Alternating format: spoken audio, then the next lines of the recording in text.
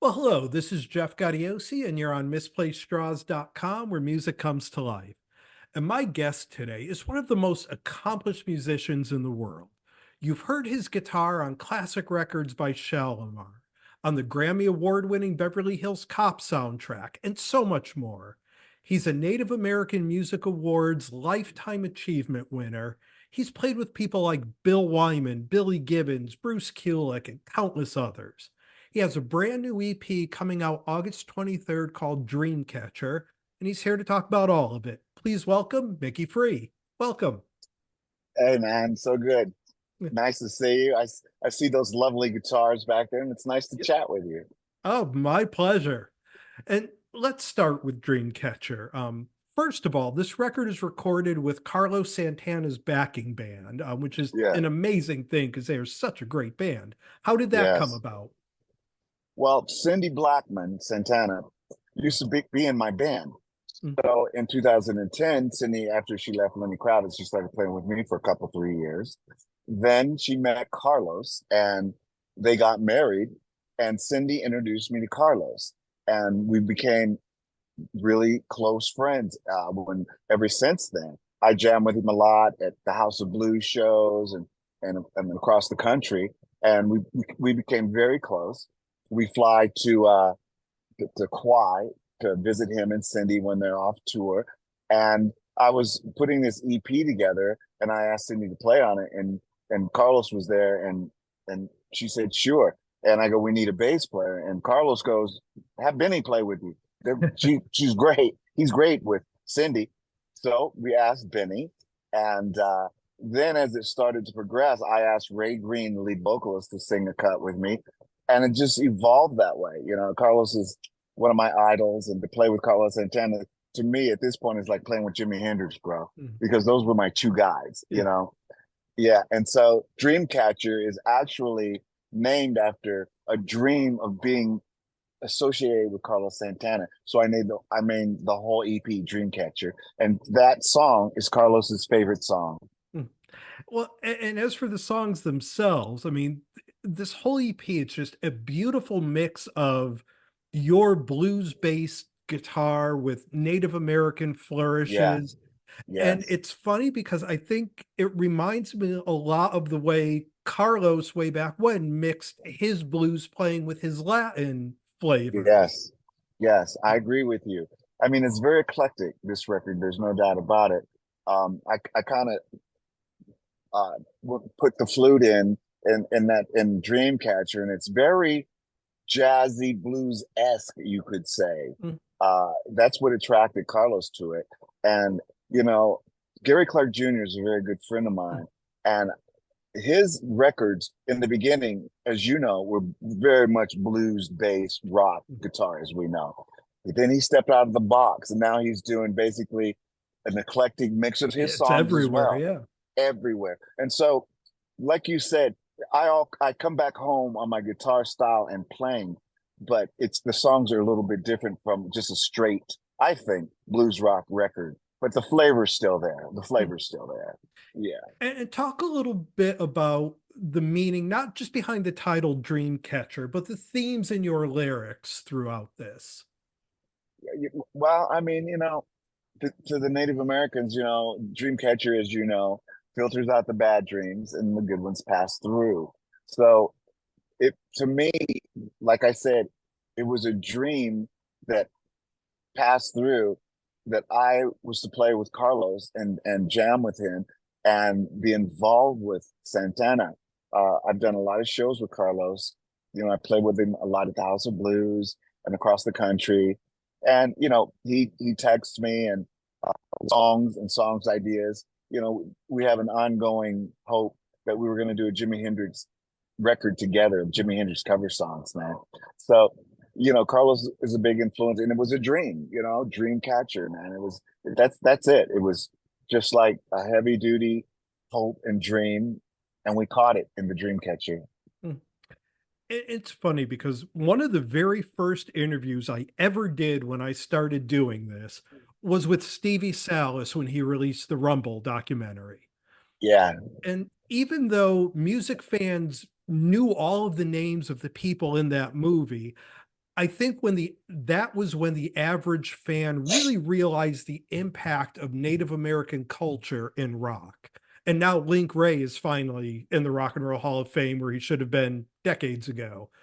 Of course. But how important is it for you to help others understand kind of the impact of your culture on all of the music we listen to? Well, I've never been that guy. And I just did an interview before this one, and they're asking me probably the same question of Native American impact in music. And when I was growing up, no one ever singled me out as being brown and Native. I was a guitar player. And that's what Gene Simmons thought when he discovered me. He didn't care what my culture was. He just thought I had something. And he wanted me to come on board with him and be part of the KISS thing. So Gene managed me for 2 decades. I think that now is a very good time for Native musicians in general to be heard because of the internet and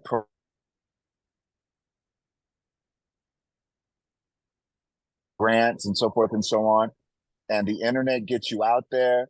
And, for lack of a better word, Native American music has been around forever. And Native American guitarists, flautists, whatever you call them, drummers. Randy Castile played with me when he was doing Ozzy stuff too. And he was the first drummer in Crown of Thorns, if you can believe that. Randy Castile was, right? And so I think it's fortunate that the world is recognizing talent and contributions that Native Americans are giving to music in general. Yes. Now, digging into your history a little bit, you came into Shalimar when Jeffrey Daniel and Jody Watley left, but you kept Yes. the hits up, Dancing in the Sheets, Don't Get Stopped in Beverly Hills. Right. How did you end up joining Shalimar? It was crazy. I was in the studio in Sunset and Buster Stokes, who was Silver's brother, who all man for Shalimar, came in and he goes, I'm gonna introduce my brother Leon Silvers. He does all the Shalimar stuff. I didn't even know who Shalimar was, because as you know, I mean, I'm into Hendrix, I'm into Stones, I'm into Robin Trower, Santana, So I said, okay. So I met Leon, and they said, there's an opportunity for you because at that time, the whole Prince look, Pretty Boy, everything was happening. Remember? So that was the forefront of everything. So I had a meeting with them, and they wanted me to be in Shalimar just because of the way I looked at first, just that, And I remember meeting with Gene and telling him, and I said, I don't even know who Shalimar is.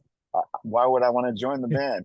Because Gene was managing me. We're getting ready to do an album together. So he says, let's go to Tower Records on Sunset.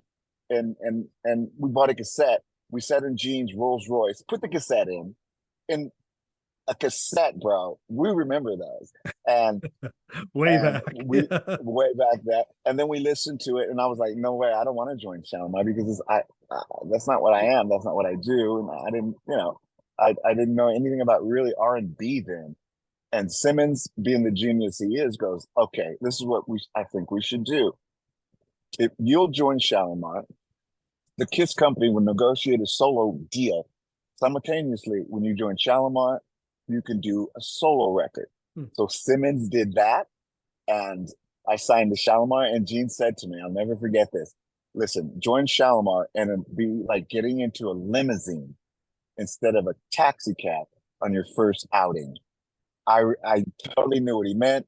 I got into Shalimar. 2 years later, I won a Grammy, Dancing in the Sheets. I started hanging out with Prince, Eddie Murphy, and it just rolled in after that. So Shalimar was a very good vehicle for me to get out there, and then for me to be discovered more and more by the public. Yes.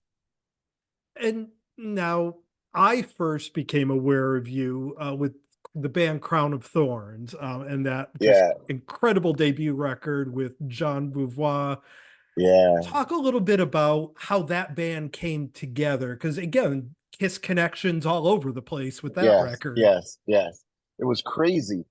I would hear uh, in the club circuit, there's a guy that's like cool like you, uh, named Jean Beauvoir, and you should meet him someday. And I was like, yeah, okay, okay. And but I never met him ever. Then Shalimar was on tour in Europe once, and there was a club called La Bandouche in Paris, and I walked in there with all my harem, and Lenny Kravitz was in there with his harem, and this guy walks in there with his harem with a big white mohawk, and he comes by me and goes, "Hey, Mickey Free," and I recognize him. I go, "John Bouvard, nice to finally meet you, man." And he goes, "Yeah." He goes, "Where do you live now?" I go, "LA." He goes, "We should hook up, after tour when I get back." I said, "Sure, okay." Long story short, go back to LA. Me and Jean hook up. Uh, we started to write together. We played it for Gene Simmons. Gene Simmons goes, "Home run." That's a hit. The first song I ever wrote with Jean was "Hike It Up." Gene Simmons went crazy. He goes, "That is a friggin' hit." Long story short, we, the Kiss people, Gene and Paul, uh, created a company to manage Crown of Thorns called Amazing Management. They managed us. They got us a huge record deal on Interscope. The debut album, man, was stayed on the charts in Europe for like years. Tony Thompson, me, Jean. It was a pretty incredible record, I must say. And and I've done since then. I've done a record, Jean and I, called Bouvoir Free. I don't know if you heard it. You should find it on. Yeah, it's on that one Frontiers Records. Mhm. It's called Bouvoir Free, but it's just Crown of Thorns because that's Yeah. was who Crown of Thorns was. So yeah, that was a killer project. Great songs, and really good memories. Yeah, that record came out at a great time as music was changing and evolving, Yes, and it was just yes, something so different that it was one of those where you had to stop and listen because it didn't yeah, sound like anything else that you're hearing. yeah, yeah. We weren't like a hair band, we Yeah. were like, we had really amazing songwriting. So, you could tell from the record, it was Jean and I, that the songs were just different and very melodic, Yep. but not, yeah, very melodic, but not like hair band songs. You know what I Yeah. mean? Yeah, Yeah, the there typical was a hair band songs. substance to it that you can't really Yes, describe, but it yes, sounded different. Yeah. yes. And it all gelled, all that whole record gelled together so nicely. We recorded most of it in Jean's house. We would write every day, effortlessly writing. I was called the riff king back then. I wrote mostly all the riffs, Mm. all the heaviness, and Jean put the melody to it. Then we wrote the lyrics together. And I love that record. That first record is killer. Mm. Everything. Standing on the corner for you. I mean, it's a great Yeah. record. Yeah, man. And now kind of getting back to a little more modern times, you have a monthly residency in Vegas. I Yes, think it's the last Thursday of every month. What yes. can people expect when they come see your show? Well, I have a lot of friends, as you know. So whoever's in town stops in, we can jam. But it's billed as an evening with Mickey Free, songs and stories of a yes. And I'll play my stuff, songs by my friends. Like I said, Stones, Kiss, uh, ZZ, and have fun with it. But I will tell stories based upon the song. So if I do Kiss by Prince, which I love to do, I tell the story of how I met Prince and uh, hanging out and playing basketball with Prince and Eddie Murphy and Charlie Murphy, which became a legendary skit Yeah. that is like, there's like 100 million views on that game, And if I tell a Stone song, it's when I met Bill Wyman in London, and Bill joined me on stage at Hard Rock Calling for Jumpin' Jack Flash, which blew my mind. And then there's Billy Gibbons. Billy and I met. Billy and I flew to the Bahamas. We started recording there. We were actually going to do a project called Gibbons, Free, and Manning. Billy got too busy and he couldn't do it. And that's how it works. It's a good jam, but mostly my night and my stories. And now, aside from the residency, will you be able to hit the road at all supporting Dreamcatcher? Oh yeah, I'll probably start in August. I'm gonna head to Australia. I've got to do a couple things over in Australia for a big festival. September in Australia. Come back, and then we'll start hitting the road, doing some dates here as well. Um, you know, I only go out on the road when it's right. I Yeah. mean, you know what I mean? Mm. We know that you don't make money selling records anymore, Yeah. but so you go on tour. And I'm looking to hopefully hook up with one of my friends, go out and support them this year ending and next year. Fingers crossed. Might be Santana. I mean, that would be my dream. Yeah. Because everybody's in the band. Makes it easy. Right, makes it easy. I just play and then they play. Yeah. The fingers crossed. But yeah, we're hopefully going to be out there. Also, I'm out here on the East Coast. We would definitely love to get you out here and be able to Yeah, catch you man. live. Love to come out there and blow it up for you. You know it. We've been spending some time here with Micki Free. The EP is called Dreamcatcher. It's out everywhere August 23rd. I definitely recommend it, along with a dive into the rest of your catalog too, because you have some pretty amazing stuff over the years. So Oh man, it's I been a appreciate you. pleasure I getting to appreciate you. talk with you. Me too, man. And stay in touch with me. If you ever need to talk to me again, you know who to contact. You got it, my friend. We definitely will talk again. I want to hear more of those stories. You got it. Nice to meet you and see you, brother. Thank Peace. you as well. Best of luck. Alrighty.